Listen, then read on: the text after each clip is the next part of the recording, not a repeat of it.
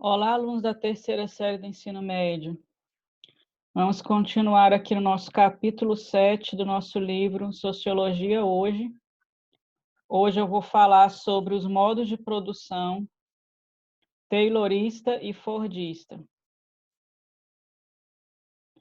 O modo de produção taylorista e fordista, ele foi utilizado, nas fábricas no início do século XX, no fim do século XX, no fim do século XIX e começo do século XX.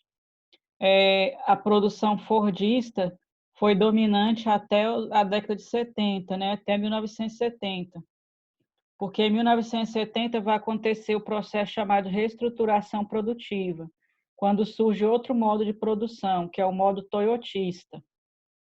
Por que acontece essas reestruturações produtivas? Mudar o modelo de produção, modelo de produção, né, industrial. Para aumentar o lucro, né, das fábricas, aumentar a produtividade, com maior controle sobre os trabalhadores e também para acompanhar as mudanças tecnológicas e as mudanças da sociedade como um todo, né, a mudança da economia, né. Então, por exemplo, o modelo lá taylorista e fordista, ele é associado, né, os dois, porque o taylorismo ele foi criado pelo Frederick Taylor como um método de administração do trabalho. Ele é como se fosse um método de organização gerencial da empresa, né, da fábrica. E foi aplicado pelo Henry Ford nas fábricas de automóveis, né? Que o Henry Ford era o maior industrial nessa área de automóveis nos Estados Unidos, e aí ele aplicou o método taylorista. Quais são as características deles? Eles tinham a esteira mecânica, né? E o funcionário ficava fazendo atividades repetitivas, cada um tendo uma função, e ele tinha a produção por metas, por desempenho, salário por desempenho. Se a pessoa produzisse mais, aí tinha uma recompensa salarial. Estabelecia regra de comportamento para os operários na fábrica, né? Esse modelo taylorista, fordista, ele está associado também com o American Way of Life, né? Que era o modo de vida americano que era incentivado naquela época. Consumista, a família nuclear, né?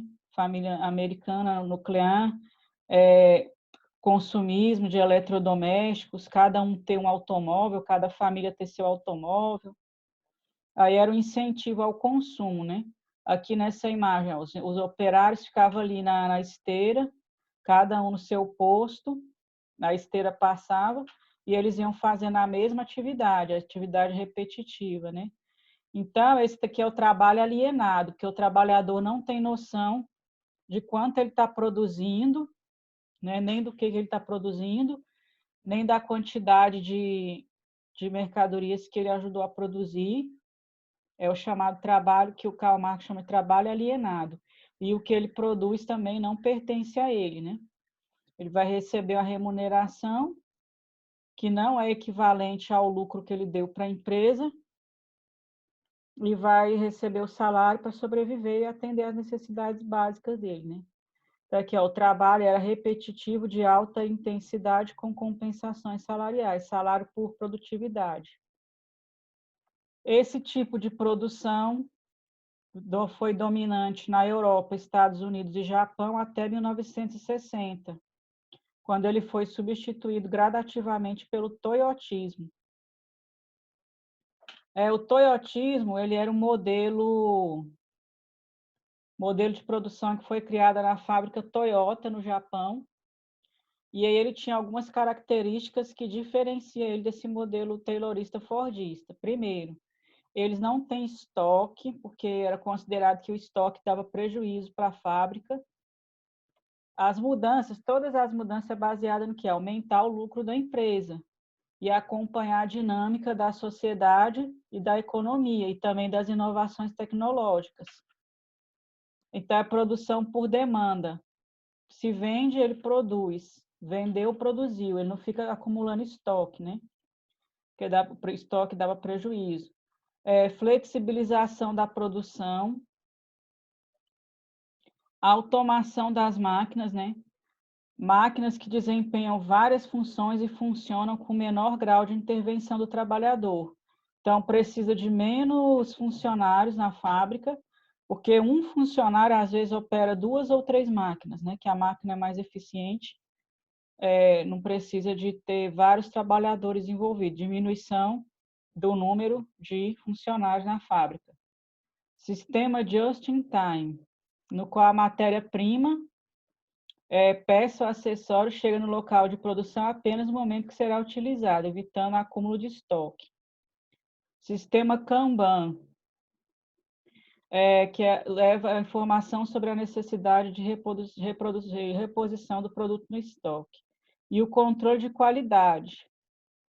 O controle de qualidade é para evitar que eles tenham produto com defeito, que também era um problema na fábrica fordista, taylorista, porque se o produto tem defeito, aí tem que trocar por outro que está funcionando, isso aí também dá prejuízo, né? Aí, isso aqui criou um novo tipo de trabalhador, né, que chama trabalhador polivalente. Ele tem que fazer várias funções dentro da empresa. E não mais aquele trabalhador que fazia apenas uma atividade repetitiva, né?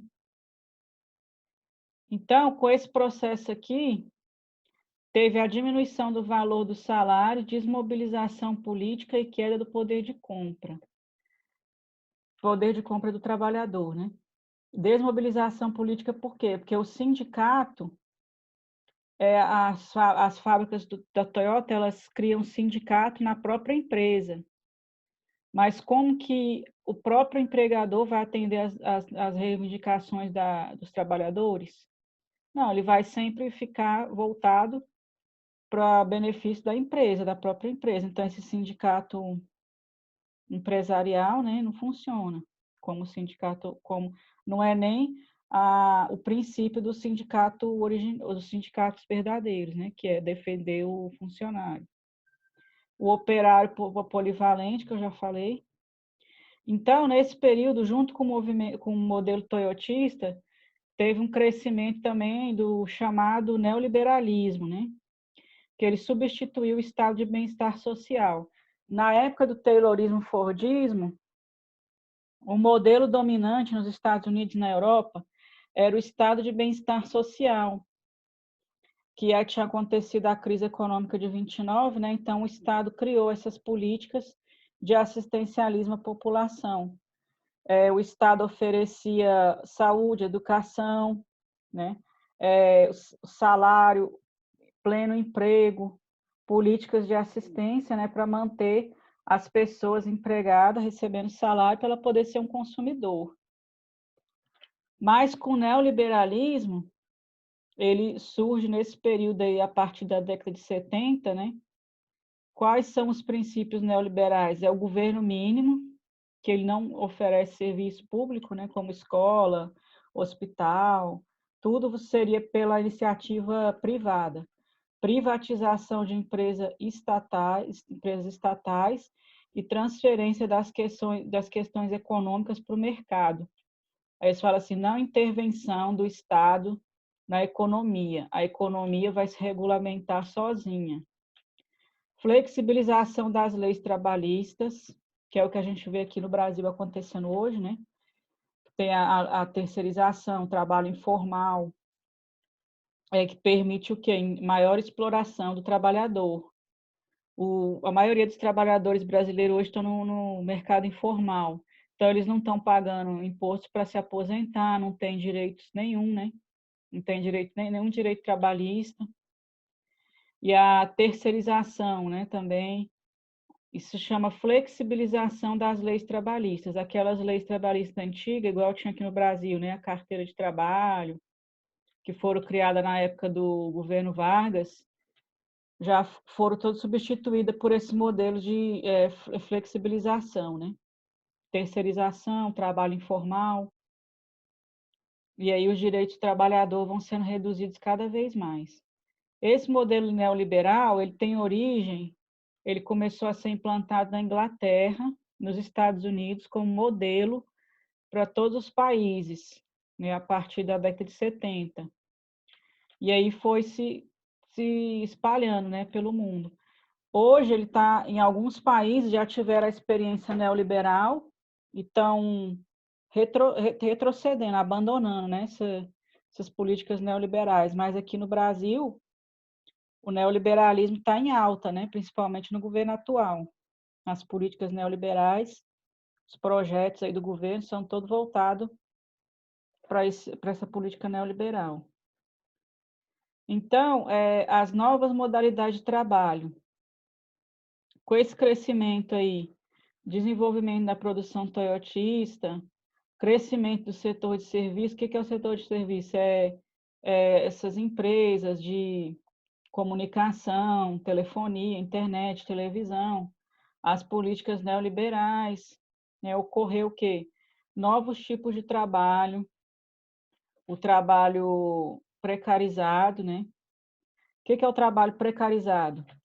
Por exemplo, trabalho informal. A pessoa não tem garantia, né, nem do quanto ela vai ganhar por mês. Cada mês ela vai atingir um salário diferente, né?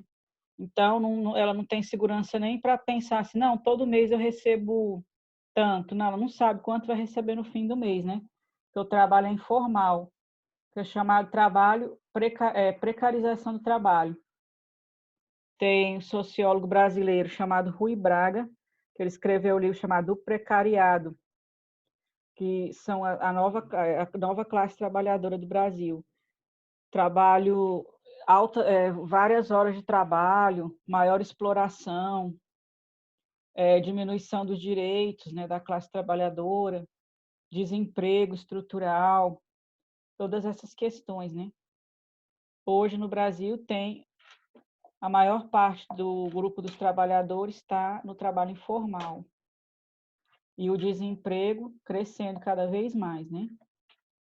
Então, agora vocês vão responder as questões que eu coloquei aí no livro, as atividades aqui do livro, tá? Para a gente encerrar esse capítulo aqui sobre o mundo do trabalho. Até mais.